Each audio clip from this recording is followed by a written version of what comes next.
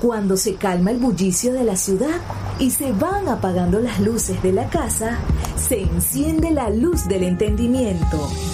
Desde este momento comienza Puerto de Libros, Librería Radiofónica, programa que contiene todos sus elementos tipo A. Puede ser escuchado por niños, niñas y adolescentes sin la supervisión de padres, madres o representantes. Comienza Puerto de Libros, Librería Radiofónica.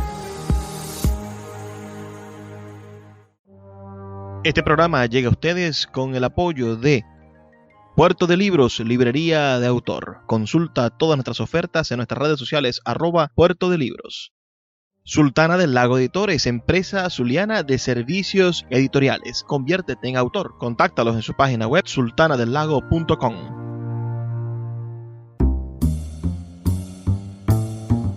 Bienvenidos a Puerto de Libros, Librería Radiofónica. Les habla Luis Peroso Cervantes, quien de lunes a viernes de 9 a 10 de la noche trae para ustedes este espacio a través de la Red Nacional de Emisoras Radio Fe y Alegría. 21 emisoras conectadas para llegar a sus hogares con libros, con ideas, con excusas para la lectura y bueno, con ese mensaje de todos los días de que la única manera de superar la crisis que vivimos es leyendo, formando criterio y teniendo la oportunidad de cultivar nuestras propias ideas. Porque las ideas son como una siembra. Usted tiene que abonar el terreno con aprendiendo a leer, tiene que después irle metiendo las semillas, que son los libros, y verá usted que dentro de poco florecerán frutos deliciosos, que son sus propias ideas, le servirán para defender a su familia, para hacer tomar buenas decisiones y hacer buenas acciones. La noche de hoy, en nuestro programa número 261, estaremos conversando con uno de mis maestros en la Escuela de Letras de la Universidad del Zulia. Yo, en los semestres que pasé en esa Escuela de Letras, estoy seguro que conocí a dos personas que cambiaron mi vida. Una, el poeta Carlos Ildemar Pérez, y el otro, el narrador y digamos, estudioso de nuestros pueblos indígenas, sobre todo del pueblo añú, el maestro José Quintero Weir. Fueron las personas con las que más vi materias, a los que he seguido en proyectos fuera de la universidad, y es para mí un honor, bueno, tenerlo aquí en Puerto de Libros, aunque ya nosotros, los que nos siguen desde hace tiempo, sabrán que hemos dedicado varios programas a su literatura, los hemos puesto en conferencias que han dictado y hemos hablado de ellos, pero es primera vez que tengo la oportunidad de entrevistarlo. Profesor, maestro José Quintero, tenemos al público allí pendiente. Por favor, denle un mensaje, un saludo a nuestra audiencia aquí en Puerto de Libros, Librería Radiofónica. Bueno, un saludo a todos los que escuchan este programa, que es realmente una proeza en medio de las circunstancias y las condiciones que se está habitando en Venezuela y en Maracaibo más particularmente. Un saludo a todos y bueno, espero poder decirles palabras que lleguen pues a su corazón, a cada uno de los que escuchan, a cada uno y a una de los que escuchan este programa. José Ángel Quintero Weir nació en Maracaibo el 31 de julio del año 1955. Era una Maracaibo completamente diferente a la que conocemos y la que muchos de ustedes, si han venido a visitarnos, conocen.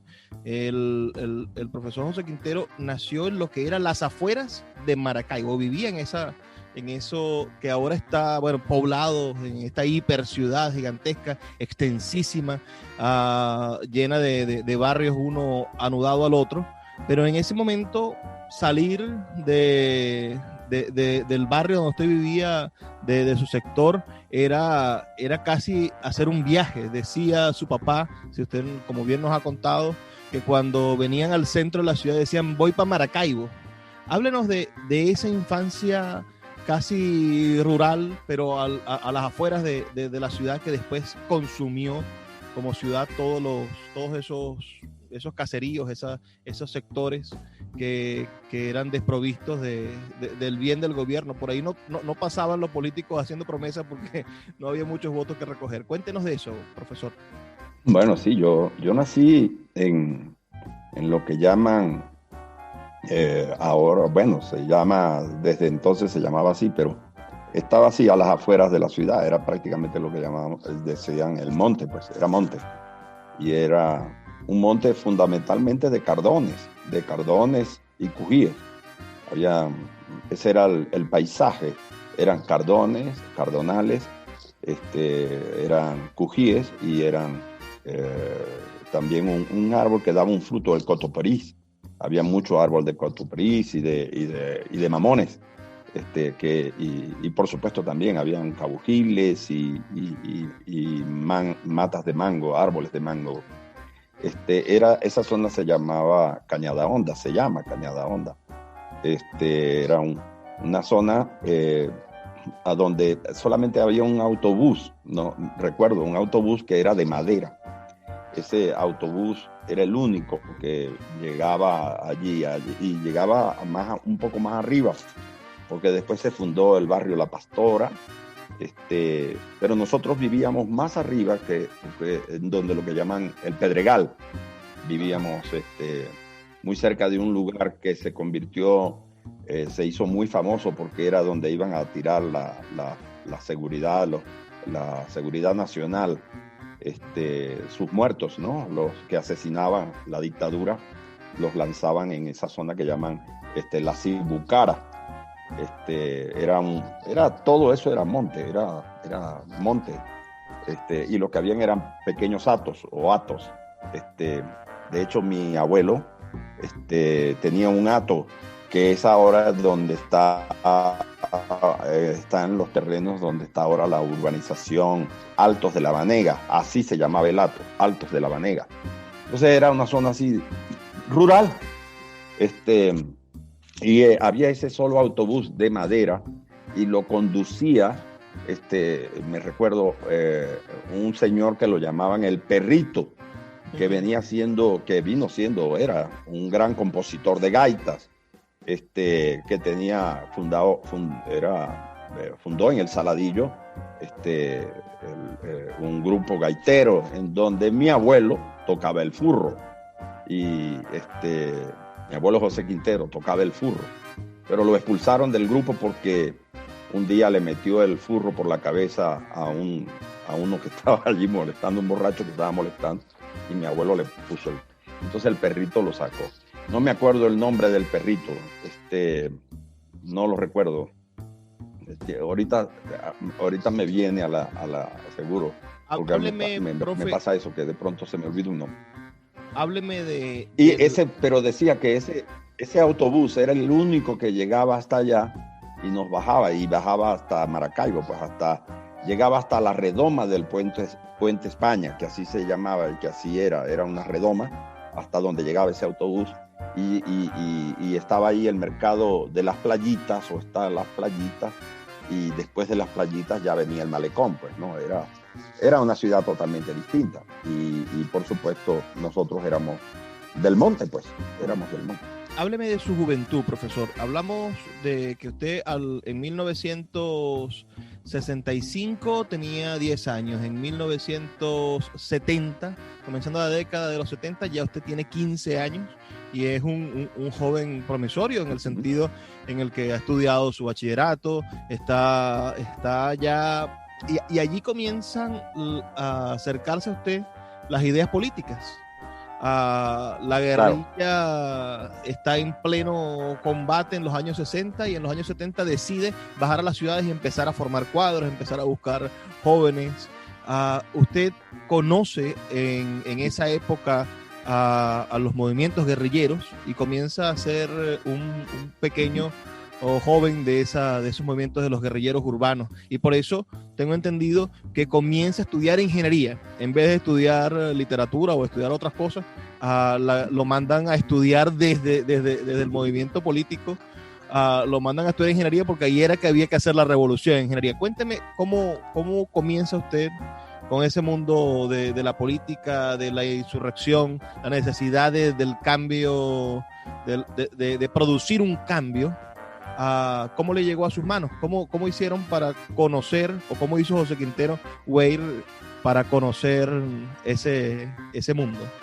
Bueno, mira, en ese momento yo estudiaba en el Liceo Baral y en 1970, ciertamente, el partido que dirige Douglas Bravo lanza la propuesta de un encuentro o un congreso cultural. Se convoca al Congreso Cultural de Cabimas. Nosotros éramos muchachos y por supuesto estábamos muy imbuidos en los años 60, estábamos muy imbuidos de lo que estaba sucediendo en el mundo, pues la guerra de Vietnam, la guerrilla, el Che Guevara. En el 69 matan al Che Guevara y todo eso nos conmovía, pues nos impulsaba. Nosotros ya para ese momento ya yo no vivo en Cañada Honda, ya nos hemos mudado, cambiado exactamente a la calle Ayacucho, en el Saladillo. La calle Ayacucho, vivíamos ahí y había un muchacho que tenía una radio de 2 bandas, y en esa radio de 2 bandas nosotros escuchábamos los discursos de Fidel Castro, la primera y la segunda declaración de La Habana. Lo escuchábamos una y otra vez, porque la radio cubana, Radio Habana Cuba, repetía esos 2 discursos, que realmente la segunda declaración de La Habana es uno de los discursos más extraordinarios de Fidel Castro, ¿no?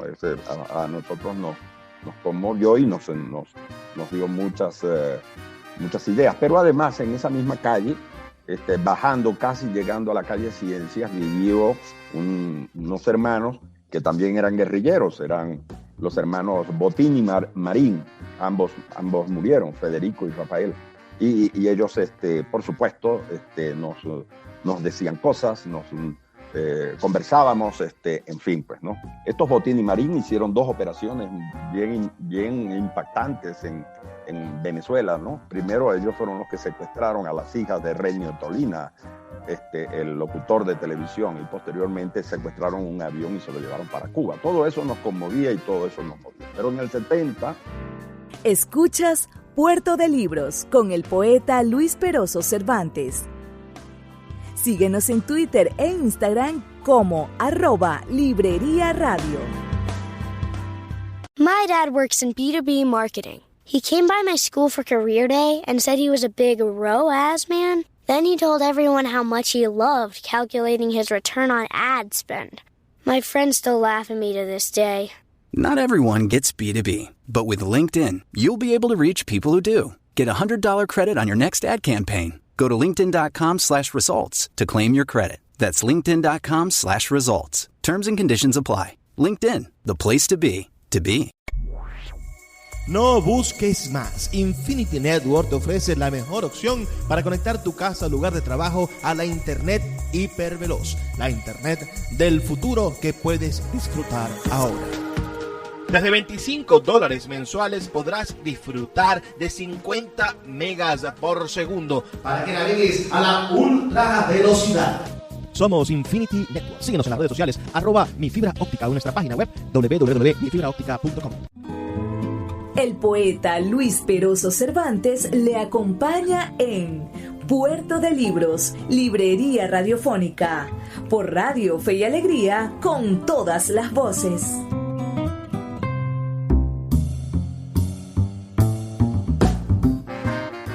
En el 70 se convoca al Congreso Cultural de Cabimas contra la dependencia y el neocolonialismo. En ese encuentro, mira, allí estuvo presente Eduardo Galeano, por ejemplo, que después publica el libro de Las Venas Abiertas de América Latina, y hay un capítulo de ese libro que se llama Cabimas Amuro. Y Cabimas Amuro realmente fue una obra de teatro que escribió César Regifo, y que se mostró en ese evento, y que por supuesto de allí tomó Galeano ese título para una parte del libro de Las Venas Abiertas de América Latina. Pero también estuvo Regis Debray. Regis Debray acababa de salir en libertad en Bolivia, lo habían liberado después que lo capturaron cuando mataron al Che. Es decir, cuando capturan al Che y capturan también a Livia Gouverneur, no me acuerdo bien, sí, una muchacha, no me acuerdo los nombres, se me están yendo. Pero estuvo Regis Debray en ese encuentro. En ese encuentro participó mucha gente, y ese encuentro, ese congreso, pues abrió las puertas a la participación. Ciertamente fue una de las acciones, uno de los movimientos creados por Douglas Bravo, en el momento en que ya la guerrilla venezolana toma la decisión de bajar a la ciudad. Acá en Maracaibo, en el sur, yo digo acá como si yo estuviera en Maracaibo, claro. Pero bueno, en Maracaibo sí hubo varios guerrilleros, entre ellos Ali Gómez. Ali Gómez va a quedarse en la región del Zulia, coordinando y creando células de trabajo, en donde ya ahí sí me incorporo yo, siendo apenas, estaba yo como en 5º año de bachillerato, no había salido todavía del Liceo Baral, pero en el Liceo Baral pues abundaban las discusiones, y abundaban pues el Liceo Baral era uno de los liceos, es decir, tal vez el liceo más importante junto a Ludón Pérez, que siempre teníamos ese conflicto, Ludón Pérez y Baral, pero en el Baral pues había un movimiento, y muchos movimientos de ideas, por supuesto de izquierda, enfrentadas con los representantes de los partidos tradicionales, Acción Democrática, COPEI. Entonces allí había mucha proximidad. Me incorporo realmente en el 70,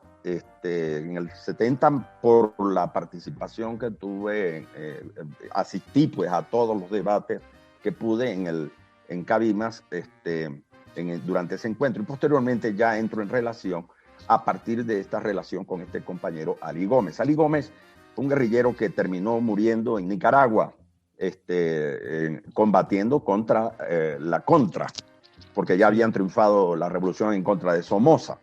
Y Ali Gómez, puedo recomendar un libro que él escribe, que se llama Relatos de un ñángara, algo así como Relatos de un ñángara, que es realmente un testimonio de todo su trabajo político y de la guerrilla, tanto en la guerrilla como en la ciudad, formando, pues, ¿no? Y él habla mucho de su estancia en Maracaibo, hace chistes de lo que era nuestra participación y de cómo se fueron formando las células en Maracaibo, y menciona a los que estábamos allí, con nuestros seudónimos, que en ese tiempo pues cada quien tenía su seudónimo. Y las primeras actividades que yo hice, que me pusieron a hacer, era visitar a los presos políticos que estaban en la cárcel de Maracaibo, especialmente a un compañero campesino llamado Felipe Rojas, que era el que yo visitaba. Pero yo ahí conocí, en la cárcel, visitando a los presos, conocí al esposo de Lida Franco, José Zavala, que estaba allí preso, al mismo Jorge Rodríguez estuvo allí preso en la cárcel de Maracaibo, y los veía todos los domingos porque esa era mi tarea, ir a visitarlos, atenderlos en lo que ellos necesitaran. Recuerdo que lo que más me pedían eran discos para escuchar música, porque ellos tenían un tocadiscos de baterías, y ahí en el pabellón donde estaban presos, pues ponían música, y yo les llevaba discos, qué sé yo, de Ali Primera, discos de Mercedes Sosa, en fin, porque yo trabajaba, estudiaba y trabajaba vendiendo discos, en una tienda que se llamaba La Confianza, era una disquera, y trabajaba yo ahí, vendiendo discos o siendo el dependiente del dueño de ese negocio, pues, ¿no? Entonces por ahí arranqué, pues, por ahí arrancó mi participación, y posteriormente eso fue aumentando, pues, eso fue, y sí, inicié ingeniería, pero hubo otra, en ese momento entonces se planteó la necesidad de ir a los barrios, a las comunidades, y formar movimiento social. Y a mí me tocó irme al barrio Raúl Leoni, donde se suponía que era el barrio más aguerrido, zona roja, porque había mucha delincuencia, pero yo ahí empecé a trabajar como maestro, dando clases, enseñando a leer y escribir en unas escuelitas que creamos que se llamaban Escuelitas Populares de la Cultura. Y con esa experiencia, pues, empezamos a organizar movimientos culturales, específicamente con los jóvenes, y creamos lo que se llamó el Frente Popular de Cultura. Eso me permitió conocer a artistas como Ángel Peña, Edgar Queipo, Alexis Fernández, César Chirinos, que tenían otro grupo, que era el Grupo Guillo, y que de alguna manera entramos en conexión. Los que trabajamos en el movimiento social, político, pero que a través de la creación de grupos culturales, y ellos que tenían un movimiento artístico, cultural, más en la ciudad, pues, más en la zona, pues, universitaria, etcétera, ¿no? Eso fue más o menos así, rápidamente te puedo contar eso, ¿no? Bueno, profe, voy a hacer una breve pausa. Son solamente 2 minutos para escuchar los mensajes de Fe y Alegría, pero ya regresamos con más de Puerto de Libros, Librería Radiofónica. Puerto de Libros, Librería Radiofónica, tu canal diario para encontrar nuevos libros. Con el poeta Luis Peroso Cervantes. Síguenos en @Librería Radio. Sin publicidad, tu marca o negocio está en desventaja frente a miles de emprendedores que sí hacen uso de los medios para dar a conocer sus productos. Puerto de Libros, Librería Radiofónica, te ofrece el mejor paquete publicitario para tu empresa. Un anuncio mid-roll en mitad de programa de 30 segundos, menciones en Twitter e Instagram, emisiones diarias en las 21 emisoras de la Red Nacional de Emisoras Radio Fe y Alegría, más la presencia en 25 plataformas de podcast a nivel mundial. Además, colgamos un anuncio permanente en nuestra página web. Únete a nuestro selecto grupo de patrocinantes y garantiza que tu marca o negocio tenga presencia diaria y constante ante miles de personas. Invierte en publicidad en radio con Puerto de Libros, Librería Radiofónica. Consulta nuestras tarifas al 0424-672-3597. 0424-672-3597. Sultana del Lago Editores es una empresa zuliana de servicios editoriales. Nuestro catálogo tiene más de 100 títulos de autores nacionales e internacionales. Además, somos la única editorial que presta servicios de impresión bajo demanda en Maracaibo. No necesitas invertir en grandes tirajes. Tus lectores pedirán tu libro, nosotros lo imprimiremos y tú obtendrás regalías. Por ello, también editamos internacionalmente en Amazon y Google Play Books. Conoce más en nuestra nueva página web www.sultanadelago.com o siguiéndonos en Instagram como @sultanadelago. Deja de intentar adivinar la clave del Wi-Fi de tu vecino. Por más que quieras meterte en la Matrix y adivinar su contraseña por arte de magia, él podrá cambiarla siempre. Lo que debes hacer es contratar nuestro servicio de internet por fibra óptica para que tengas la más alta velocidad de internet del mundo y seas la envidia de tus vecinos. Queremos darle a tu familia la oportunidad de conectarse con la internet más rápida del mundo. Somos Infinity Network. Síguenos @mifibraoptica o en nuestra página web www.mifibraoptica.com. Regresa a Puerto de Libros, a Maracaibo y a toda Venezuela a través de su página web puertodelibros.com.be en el centro comercial Gran Bazar de Maracaibo. Libros de todas las áreas del conocimiento dispuestos para que puedas adquirirlos a bajos precios. Consulta sus redes sociales @Puerto de Libros en Twitter, Instagram y Facebook y acompáñanos en esta aventura por el universo mágico de los libros.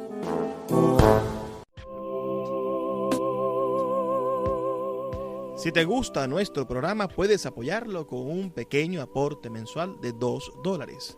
Un acto de micromecenazgo puede mantener en línea nuestro programa a través de nuestras plataformas virtuales y de la Red Nacional de Emisoras Radio Fe y Alegría. Sé parte de la manera en la que transformamos la realidad y el pensamiento a través de la literatura. Apóyanos para seguir llevando a tus hogares Puerto de Libros, librería radiofónica. Más información al 0424-672-3597.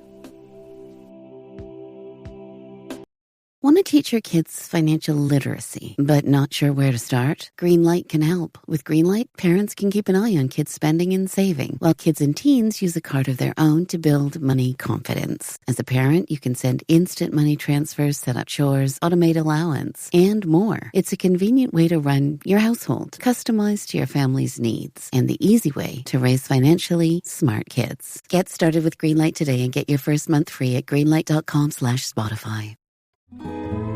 El poeta Luis Peroso Cervantes le acompaña en Puerto de Libros, librería radiofónica, por Radio Fe y Alegría, con todas las voces.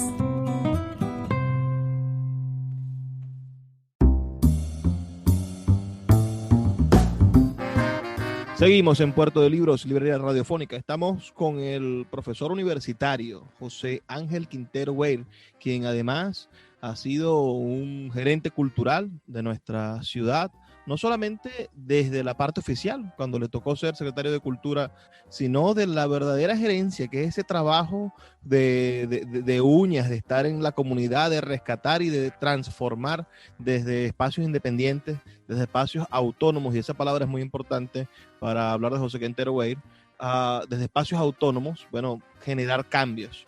José Quintero nos estuvo comentando en el segmento anterior que participó junto a los artistas del Grupo Guillo, quienes tuvieron una editorial en una revista.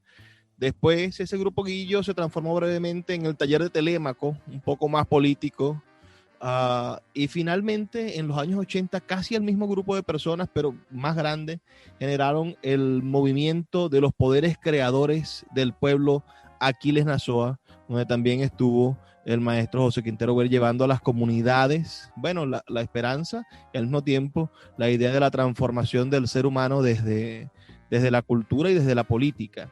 Ahora, yo me pregunto, profesor, me gustaría que usted nos contara esa historia de aquellos cuentos infantiles que escribió para los niños, para enseñarles a leer, y la decisión de estudiar letras. Es decir, cómo abandonar ingeniería, usted me dijo que había decidido ir al monte.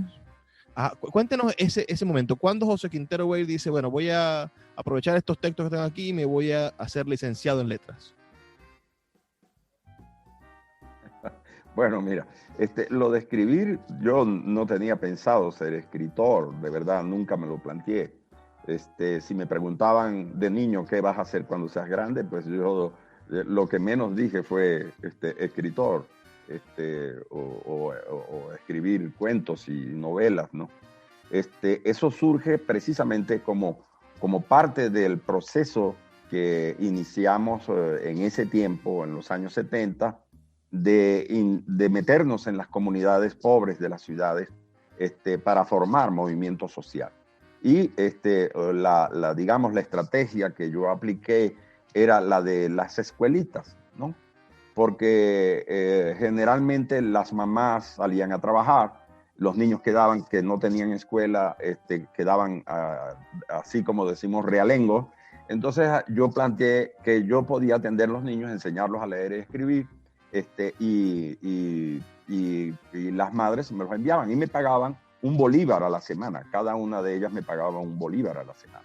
Y esa escuelita creció de tal manera que llegué a tener muchos alumnos, pero no teníamos libros para la lectura. Entonces, yo empecé a escribir unos cuentos que posteriormente los reuní en un librito que lo hizo Edgar Queipo. Él fue el que lo diseñó y lo imprimió, y que se llamó Maleconeros. Ese fue el primer librito que yo lo escribí solamente para que los niños leyeran.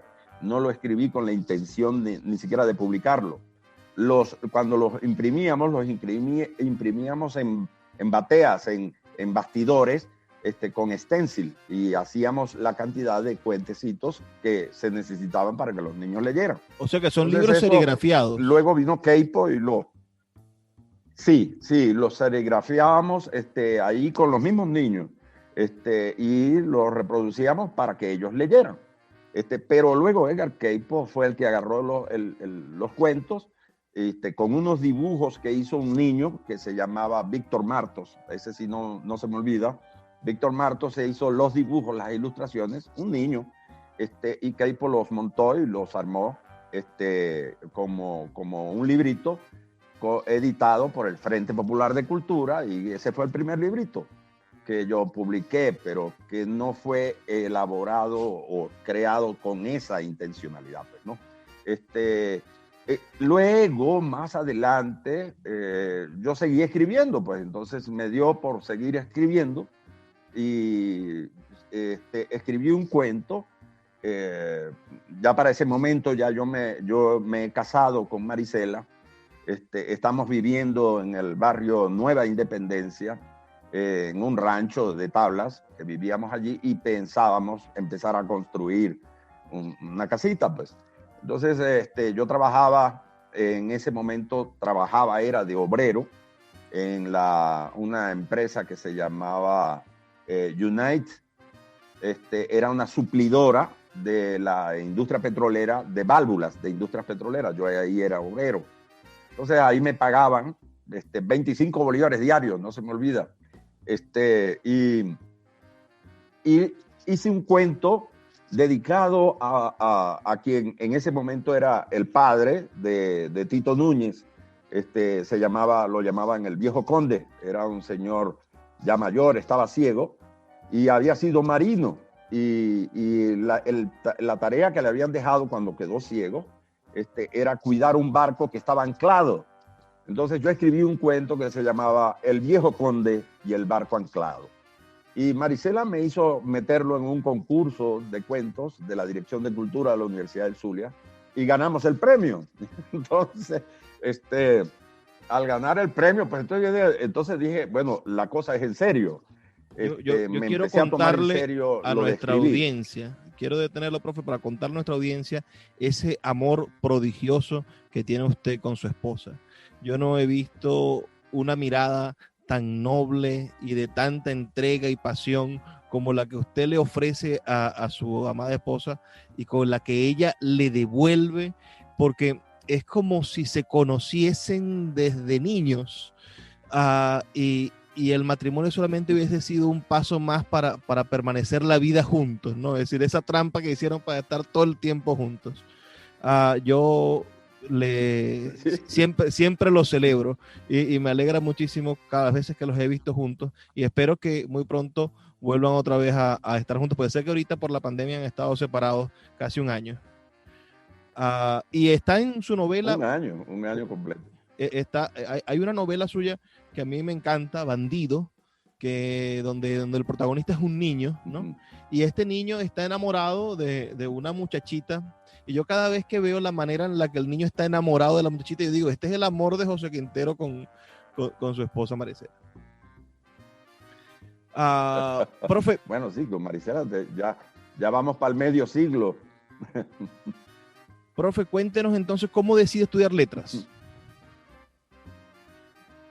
Bueno, en ese tiempo también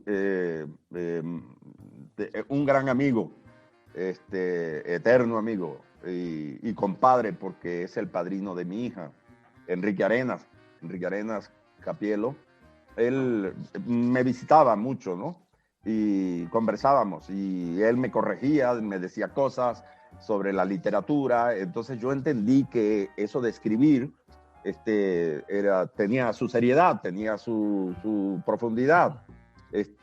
Y cuando ya yo tomé la decisión de ya no quise seguir trabajando de obrero, y dije, no, necesito volver a la universidad, porque yo había abandonado la universidad. Tuve como 7, 8 años sin estudiar en la universidad. Me reincorporé a la universidad, pero entonces ya no pude volver a ingeniería porque definitivamente ya no tenía nada que ver con eso, pues, ¿no? Tenía que ver más bien con esto de la literatura. Enrique me llevó muchos libros para leer, me daba textos, narradores, leí por primera vez a Juan Rulfo, leí por primera vez a autores que Enrique me llevaba, a William Faulkner y al mismo Hemingway, a esos autores que él decía, léete esto, orientó mucho mi lectura y mi formación a nivel de la literatura, Enrique Arenas. Entonces ya ahí sí dije, me voy a la escuela de letras y empecé a estudiar letras, ya escribiendo, porque después yo escribía cuentos y yo los iba uniendo, y un día llegó César Chirinos y me pidió, eso yo escribía a máquina, no había eso de las computadoras, fue después. Yo escribía a máquina, escribía a mano y luego los pasaba a máquina. Y tenía yo mis textos allí reunidos en un bloque que yo llamaba Los Andantes. Y César se los llevó, me dijo, permíteme leerlos, y él se los llevó. Pero en verdad César los llevó, fue a Caracas, a Fundarte. Y de pronto fue que me llegó el mismo César para decirme, mira, te van a publicar esto. Y ciertamente lo publicaron, no me acuerdo en qué año, creo que fue en el 81. Y lo publicaron como una novela, aun cuando yo los había escrito como 12 cuentos totalmente separados, pero unidos por un solo personaje que era Camboy. Camboy fue un personaje, un viejo que yo conocí en el barrio, y que yo le tuve mucho cariño. Él era muy popular en la comunidad. Y entonces ese personaje va paseando por todos los otros cuentos. Entonces, por ese detalle, la gente de Fundarte creyó que se trataba de una novela, pero realmente yo los escribí como 12 cuentos separados. Ese es Los Andantes. Lo publicaron así. Los Andantes, publicado en el 82. Los Andantes, sí. Por Fundarte. Tienen 99 páginas. Exacto, sí. Sí, ese es el libro. Y entonces ya ahí sí me tomé más en serio la labor de escritor, la labor de escribir cuentos. 10 años después, profesor, publica Atsuduara. Y me dediqué más. En el 93 se publica Eso Atsuduara. Fue después de Los Andantes yo escribí otro texto que permanece inédito. Ese libro no ha sido publicado nunca. Se llama Pobladores y es toda mi experiencia oral con los viejos de los barrios en los que yo trabajaba. Yo en los barrios trabajaba, era como político prácticamente, pero armando escuelas, formando grupos culturales, grupos de teatro. Yo me puse a escribir, y para formar un grupo de teatro, que lo hicimos en el barrio Raúl Leoni, se llamó el Grupo Gran Colombia, incluso tuve que escribir las obras de teatro, ¿no? Montamos otras obras de otros autores, pero decidimos montar nuestras propias obras, y entonces yo escribí una obra, y la montábamos en la universidad, en la Facultad de Humanidades y en la Facultad de Ingeniería también. Y me tomé en serio lo de escribir realmente ya, y escribí ese libro que se llamó Pobladores. Ese está inédito, y es un texto que yo quise hacer, pero prácticamente un registro de la oralidad de los ancianos y ancianas con las que yo conversaba, sus historias, las historias que ellos me contaban. Las fui plasmando, pero con su propia palabra y con su propio, incluso buscando el mismo tono de voz, de la manera en que pronunciaban, etc. Esa novela la iba a publicar Monte Ávila. Estaba en ese tiempo como director de Monte Ávila, uno que era de Maracaibo, pero se me olvidó su nombre también. Néstor Leal. Él murió. Y él me dijo... ¿Ah? Néstor Leal, ¿será? Era Leal. Néstor Leal. Escuchas Puerto de Libros con el poeta Luis Peroso Cervantes. Síguenos en Twitter e Instagram como @Librería Radio. El poeta Luis Peroso Cervantes le acompaña en Puerto de Libros, Librería Radiofónica, por Radio Fe y Alegría, con todas las voces.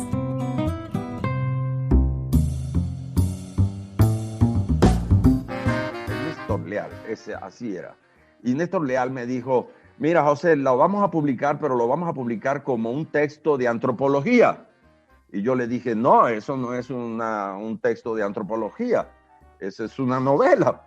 Y entonces yo no acepté eso y por eso ese libro nunca salió. Porque habíamos hasta firmado el papel de contrato de Monte Ávila, lo que uno firma cuando le van a publicar algo. Entonces yo no quise, porque yo dije, eso no es yo no soy antropólogo, yo no hice eso como antropólogo. Yo lo hice porque lo que quiero es respetar la oralidad del pueblo con el que estoy hablando, el que está narrando la historia. Y así quedó, y ese libro está allí, guardado, lo tiene Marisela, y no se ha publicado nunca. Sí escribí Azuara, porque ya entonces empiezo a unir lo que yo estoy narrando y lo que yo soy, porque ya para ese momento yo empiezo a buscar mis antepasados, pues, ¿no? La gente, pues, mis abuelas y mis tatarabuelas, en fin, es cuando empiezo porque de eso me percato cuando en una reunión, en un encuentro que se tuvo, estuvo presente el maestro Esteban Emilio Mosongi, y el maestro Esteban Emilio Mosongi pues me señala pues que definitivamente por las relaciones que tengo, definitivamente yo debería volver a buscar esos antepasados que eran Guayú y Añú. Entonces es cuando me dedico a eso, y Axuduara, que es una palabra Añú, se trata de un lugar en donde se hacían intercambios, donde los Añú hacían intercambios con los barí que bajaban de la Sierra de Perijá hacia la zona del río Catatumbo, y con los Guayú, y incluso con los Yucpas, ¿no? Hacían intercambios. Ese era un lugar, ahí no habitaba nadie, solamente se se levantaban los ranchos en el momento en que se iban a hacer los intercambios. Azuara es un lugar de confluencia, pero inexistente. Es decir, existía solamente en el momento en que se producía el encuentro, la convivencia. Entonces, yo descubro que yo soy un Azuara en cuanto a que soy un lugar de convivencia.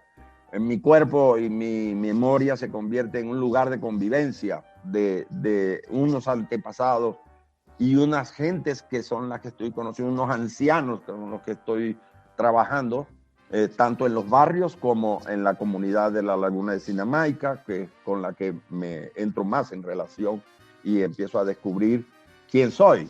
Y Azuara viene haciendo eso, es una memoria en donde lo que hago es recoger las apariciones y desapariciones, los encuentros y los desencuentros de pueblos que están y que nos habitan a nosotros, nos habitan a todos nosotros.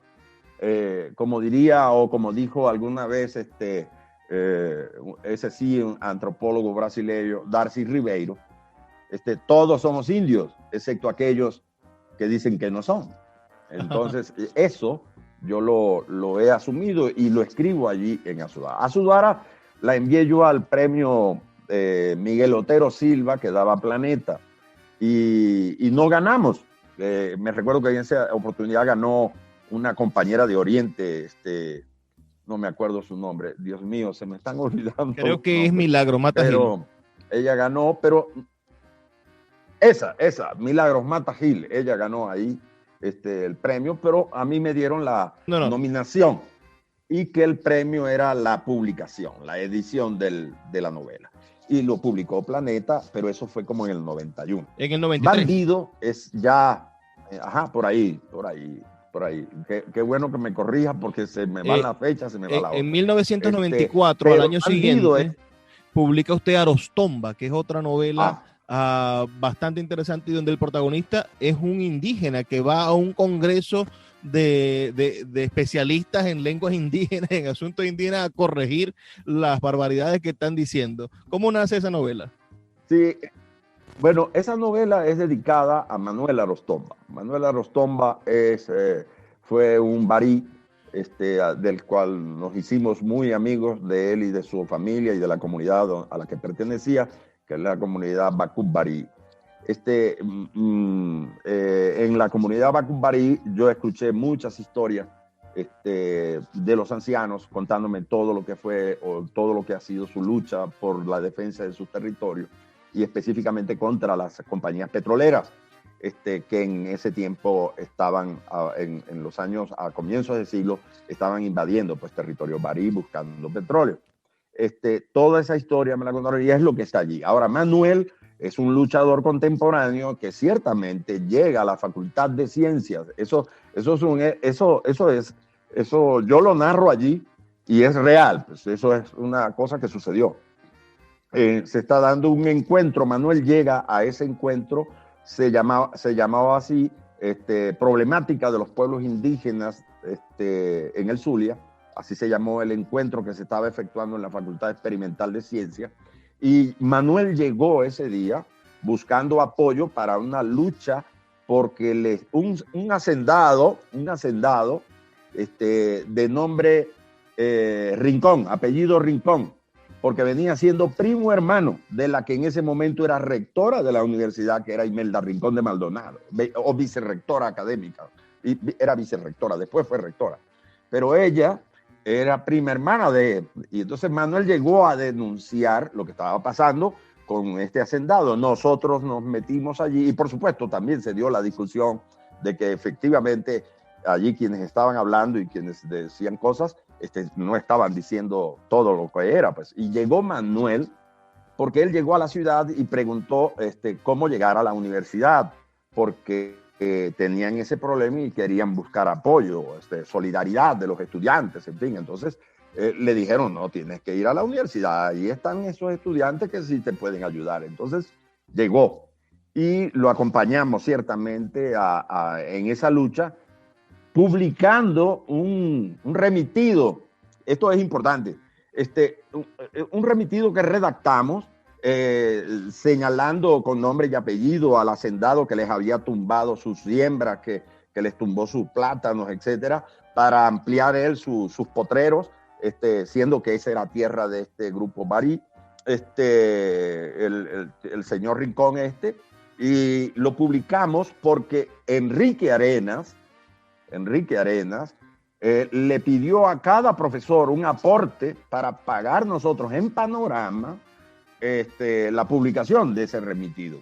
Y ese remitido salió el día 12 de octubre, exactamente, publicado y generó, pues, el remitido lo publica incluso, lo firma incluso Imelda, que después me enteré que había tenido problemas porque el hacendado era su primo hermano. Pero el asunto fue que los barí ganaron esa batalla, les devolvieron sus tierras y desde entonces nos hicimos grandes amigos. Y Manuel pues era un asiduo visitante de mi casa y lamentablemente murió en Santa Cruz de Mara, lo atropelló un camión. Un carro, no se sabe qué carro fue el que lo atropelló porque fue en la noche y murió. Y yo escribí esa historia colocándolo a él como el protagonista, porque en verdad él era un luchador social, aun cuando el personaje se está refiriendo a una época o a un tiempo anterior, a un tiempo antes de que Manuel incluso naciera. Pero en todo caso, lo coloqué, tomé su nombre para colocarlo como el personaje principal de esa historia, de esa novela. Y que sí, esa novela la publicó la Dirección de Cultura de la Universidad del Zulia y la Secretaría de Cultura, porque recuerdo que es una colección que hicimos conjuntamente cuando yo fui secretario de Cultura por un año. Por un año no solamente fui secretario de Cultura del Estado y lo hice, acepté eso, porque me lo pidió la doctora Lolita Nillar de Castro, a quien era una persona a la que yo respetaba y respeto, porque era una mujer realmente honesta. Sí ha habido un gobernador en ese estado realmente honesto, ha sido Lolita Nillar de Castro, Bandido, porque era realmente impenetrable en cuanto a eso, ¿no? Su novela Bandido. En cuanto a la corrupción y a la cosa, ¿no?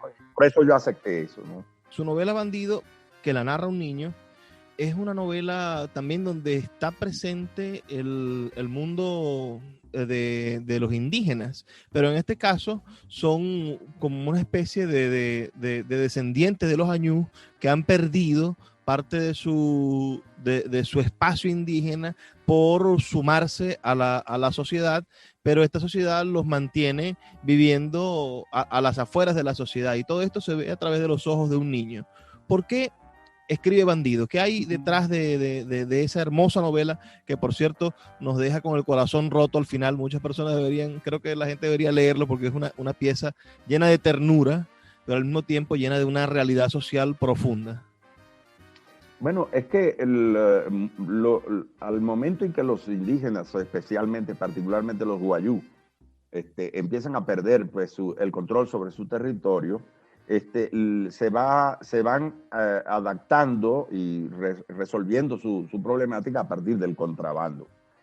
El contrabando, que por cierto no lo inventaron los guayúes, el contrabando lo inventaron los mismos comerciantes de tiempos de la colonia, que comerciaban ilegalmente en contra del rey de España con ingleses, holandeses, franceses, etc. Y por supuesto lo hacían a través del territorio guayú, pues, ¿no? De tal manera que la historia del contrabando, esa es otra historia. Pero en este caso, sí, son lugares, es un barrio, es una comunidad a las afueras de la ciudad, fundamentalmente habitada por guayús y por ayús también, porque también salía mucho contrabando por el río Limón, que está viviendo allí, el niño ve su historia, y lo que ve y vive es su relación con los contrabandistas, con los bandidos, pues, que eran perseguidos, por supuesto, por la policía, la Guardia Nacional, etcétera, ¿no? Entonces él está viviendo esa realidad, y él aspira a ser bandido, porque hay un personaje que por cierto, yo no sé si estará vivo, yo creo que debe haber muerto, pero porque la última vez que lo vi, lo habían hecho preso, pasando de contrabando en San Cristóbal, de Cúcuta a San Cristóbal, y ya tenía 77 años en ese momento que lo vi publicado, se llamaba Simón Ferrer, era cierto, ese personaje es verdadero. Y Simón siempre nos hablaba que habían unos bandidos que eran bandidos malos, pues, bandidos, y habían unos bandidos buenos. Y entre esos bandidos buenos estaba él, pues, ¿no? Y era cierto. Él era cuatrero, él era vigeo, él hizo de todo. Yo me acuerdo que uno de los detalles de la novela es que él nos llevaba a pasear en un camión, que por cierto era robado, hacia el monte de Laberinto, en Laberinto, pero era porque él iba a las granjas a robar cochinos. Pero cuando llegaba a la comunidad con el cochino robado, cualquiera le podía llegar. Oye, Simón, no tengo carne para comer hoy, no tengo salado, dice la gente en Maracaibo. No tengo salado para hoy, coño. Entonces él venía y decía, bueno, le daba un pedazo de cochino, le decía, y Simón, no tengo para pagarte. Y dice, no te preocupes, que ese cochino tampoco era mío, no me pagues nada. Entonces, era un hombre así, pues, ¿no? Nos enseñaba que no peleáramos entre nosotros, sino que teníamos que pelear contra la policía, que eran los que perseguían a la gente. En fin, esa era una vida allí realmente ajena, al margen de la ciudad y del país. Y es lo que trato de retratar allí. El momento final es cuando nos vamos a mudar, que realmente nos mudamos hacia el Saladillo, hacia el centro de la ciudad, hacia Maracaibo, pues. Nos mudamos realmente a la ciudad. Entonces, es el momento en que yo en verdad no me quería ir de allí. Y el personaje no se quiere ir de allí, pero se tiene que ir, pues, ¿no? Porque a fin de cuentas es un niño. Y bueno, se vive ahí. Esa novela la escribo. La tuve en mente todo el tiempo, mucho tiempo. Y la escribí exactamente después que salí yo de la Secretaría de Cultura. Realmente eso fue para mí, porque mi estancia en la Secretaría de Cultura, aun cuando hicimos muchas cosas,